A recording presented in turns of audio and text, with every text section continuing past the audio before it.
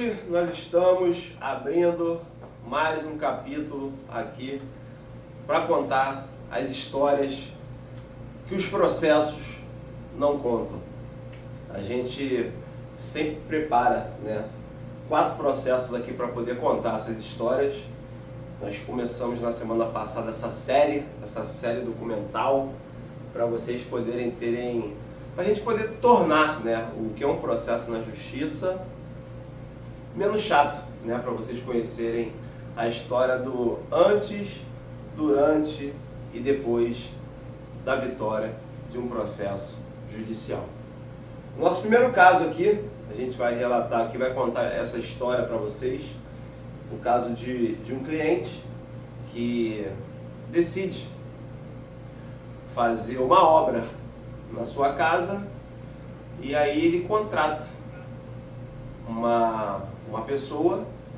Essa pessoa tem uma equipe, a gente chama de empreiteiro, e aí contrata essa pessoa, que é uma pessoa física, não é uma pessoa jurídica, não é uma empresa, é uma pessoa física, pedindo para ele fazer uma determinada obra, de melhoria ali na sua casa, no seu quintal. E aí há certos detalhes com ele, tempo de duração da obra. Nesse caso era uma obra de 20 dias, 15 a 20 dias. E aí fechou os valores, pagou os valores, iniciaram as obras.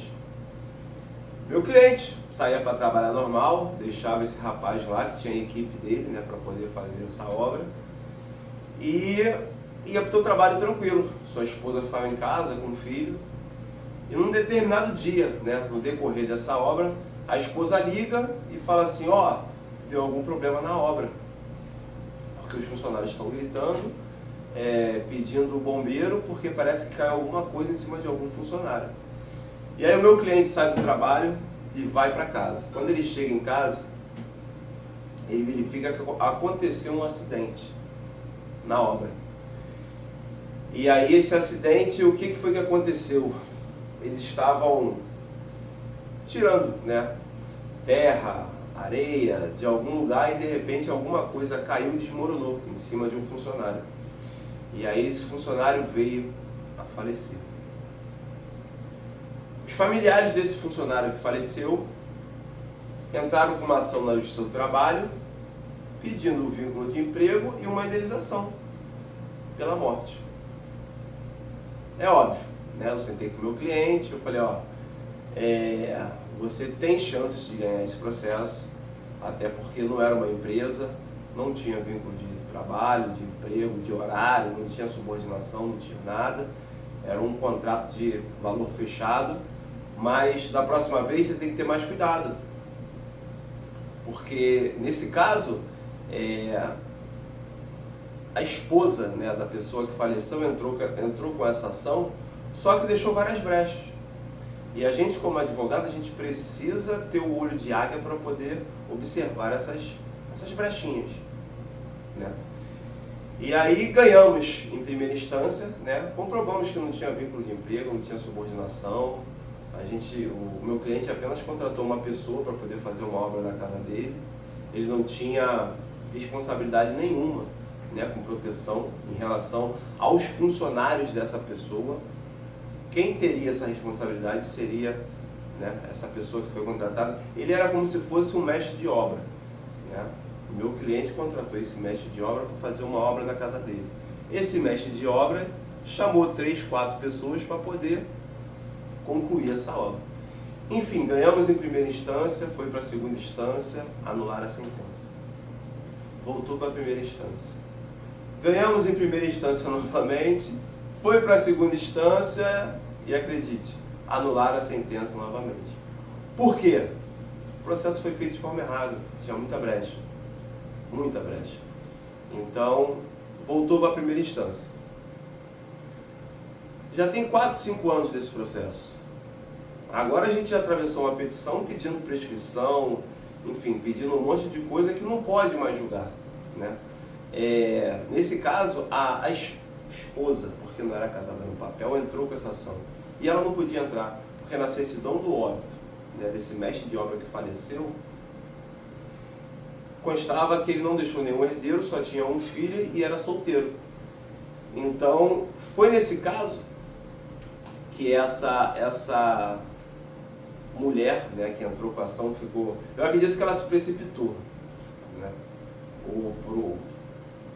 Algum advogado falou para ela que ela tinha direito e aí entrou de qualquer jeito. Tá? E aí nós alegamos, né? Estamos vindo já agora para a terceira anulação de sentença, improcedência da sentença, e já estamos pedindo a prescrição, porque não pode um processo tramitar tanto tempo assim, anula, volta, anula, volta, anula, volta, sem uma consequência. Claro que a culpa não é nossa, a culpa é dessa pessoa, né, que entrou com a ação de forma errada, com brechas, com falhas, e aí a nossa função como advogado é somente abrir os olhos do juiz para essas falhas, para esses erros e para essas brechas. Deixa eu beber um pouquinho d'água aqui para começar a contar o segundo caso.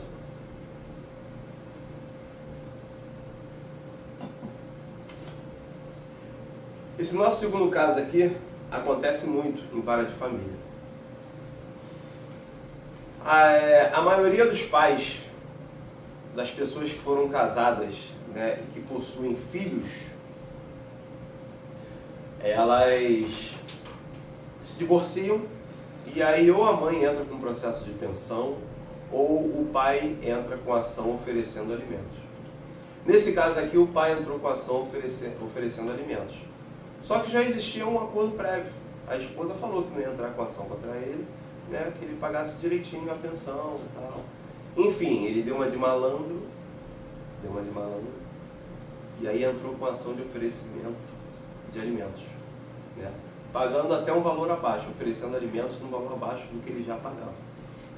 O porquê que ele fez isso, eu não sei, mas pelo caso em si, seria ideal que ele ficasse sem essa ação de oferecimento de alimentos.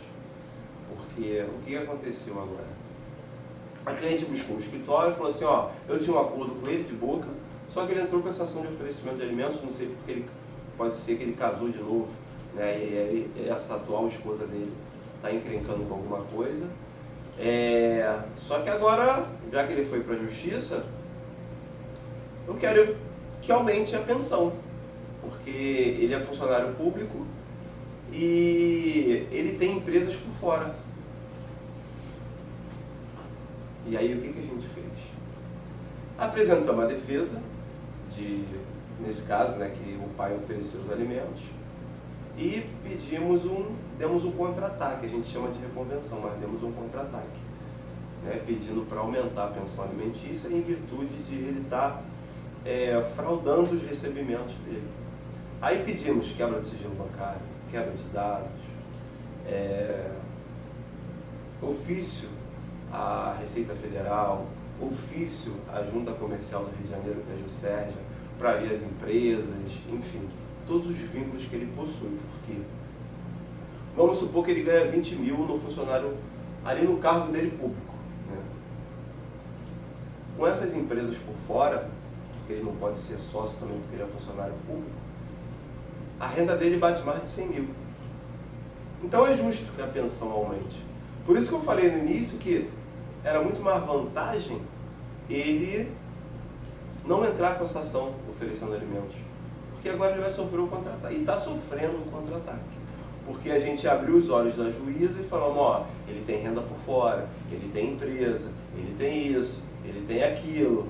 E a juíza está acolhendo os nossos pedidos, né? Mandou os ofícios para poder verificar qual é a renda que ele tem por fora, além de ele ser funcionário público.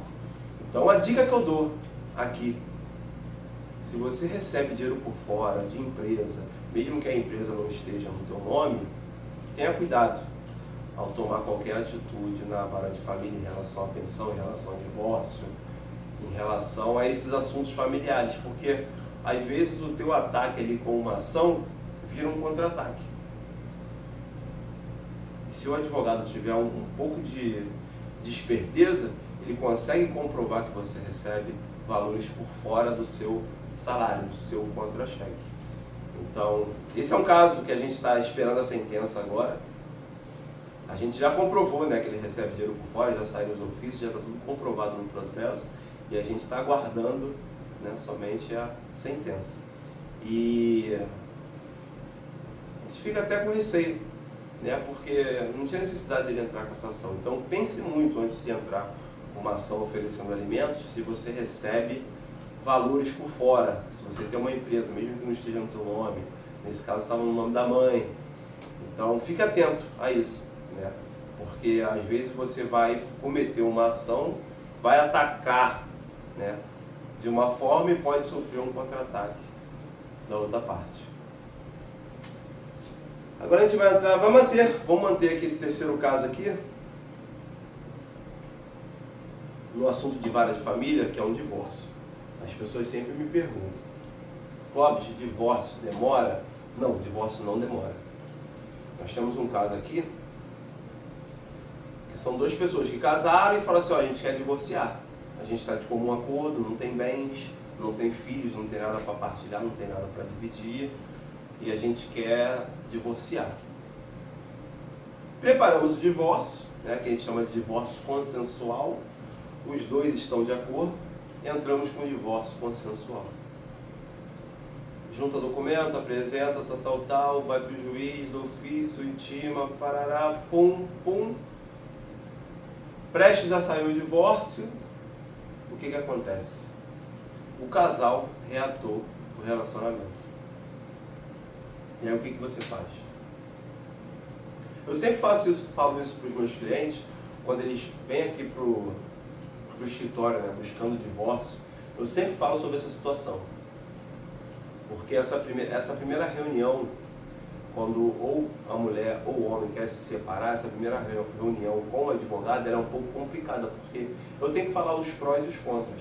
Porque a gente sabe o que acontece na vara de família. Você entra com divórcio e ainda mais quando envolve criança pequena, filho, quando chega lá na audiência, uma choradeira, é emocionante, tem sentimento, então a gente sempre deixa bem claro isso. O divórcio é difícil? É. Você tem que ter muita convicção de que você quer se separar daquela pessoa para você entrar com o divórcio. Para não acontecer o que está acontecendo agora. O processo está com o juiz para dar a sentença e eu estou tendo que ir lá despachar com o juiz para ele não dar a sentença de divórcio. Suspender o processo por 6 meses. Que aí os clientes querem tentar mais uma vez. E aí o que você fala para o juiz? E aí nesse caso eles pagaram os honorários do escritório, a gente cumpriu, né, o nosso serviço, o divórcio ia sair agora em 5 meses, e agora a gente vai ter que segurar o processo, para ver se essa retomada do relacionamento, do casamento, vai deslanchar de vez, vai fluir. Então, essa é a recomendação que eu sempre dou para as pessoas aqui que fazem contato com o escritório, querendo se divorciar. Existem os prós e os contras. Pense bem antes da entrada no divórcio. O divórcio é uma ação muito sentimental, muito emocionante. Então, tenha sempre em mente que o divórcio não é uma coisa fácil, é uma coisa complicada. Esteja sempre decidido, de forma 100%, que você quer se separar daquela pessoa.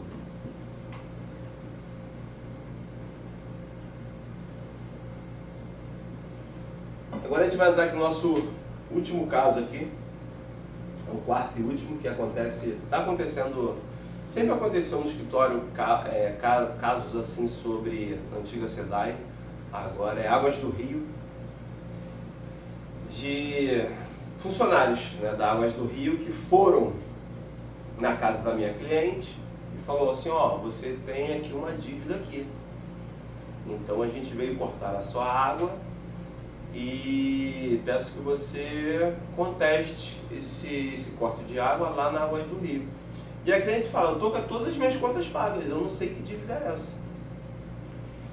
E aí o que acontece? O funcionário da Águas do Rio vai e lacra o hidrômetro. A gente sabe que o lacre não fecha a água. E a maioria das pessoas rompe esse lacre. A cliente não fez contato com o escritório antes, né? E foi lá e rompeu o lacre.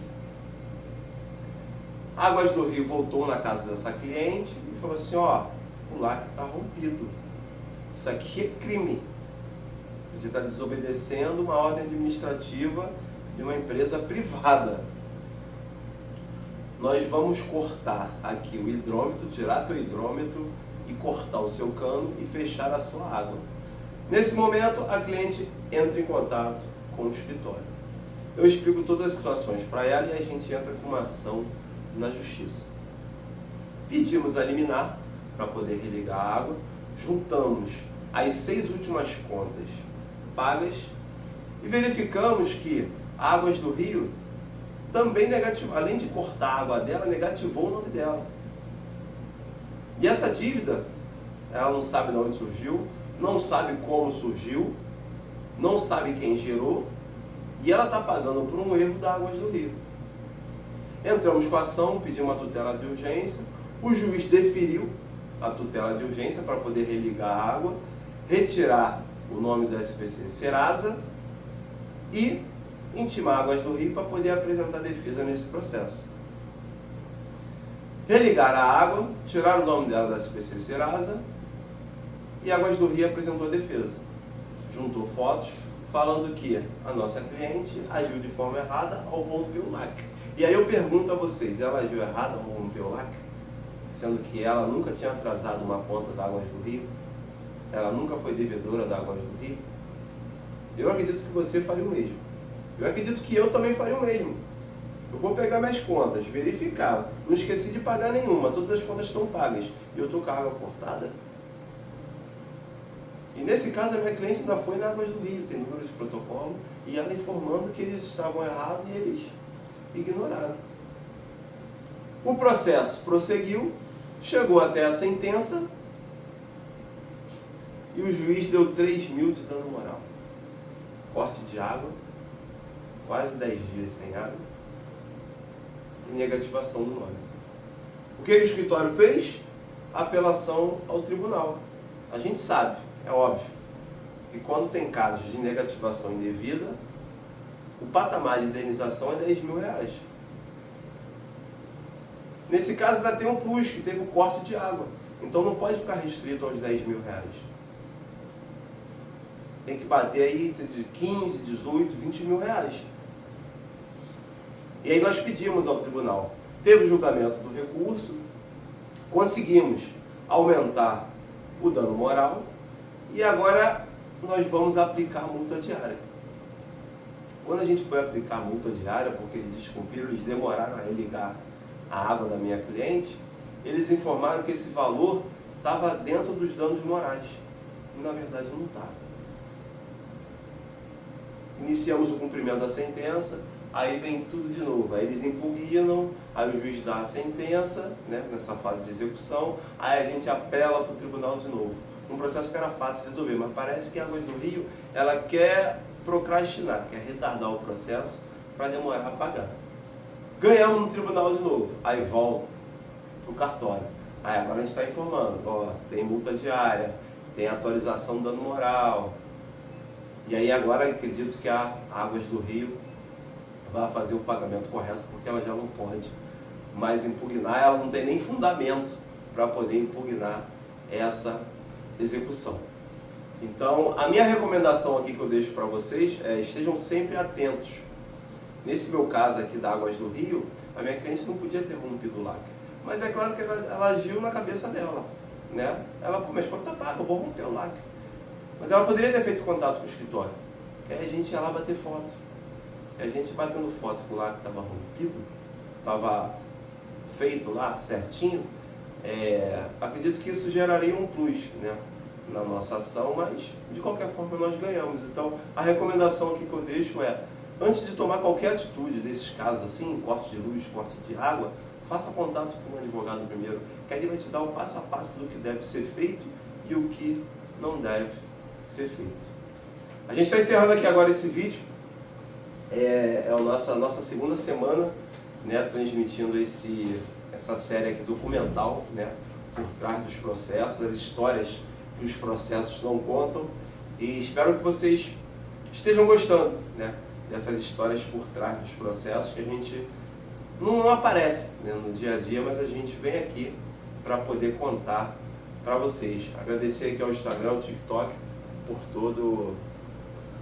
toda a audiência que vem cedendo aí ao nosso escritório. O nosso TikTok aí tem bastante engajamento, tem muitas pessoas, muitos clientes, muitas perguntas. A galera interage bem no TikTok, eu fico impressionado. A gente tem vídeos aí de mais de 200 mil visualizações e a gente quer manter vocês sempre informados aqui para poder a gente trocar essas informações. Se vocês tiverem algumas dúvidas, pode colocar aqui nos comentários também. A gente tem uma pessoa que responde, né, essas perguntas, essas dúvidas, tudo de forma correta. E caso precisem também, entre em contato pelo WhatsApp, que a gente sempre vai estar à disposição para atender vocês. Nós somos o futuro da advocacia.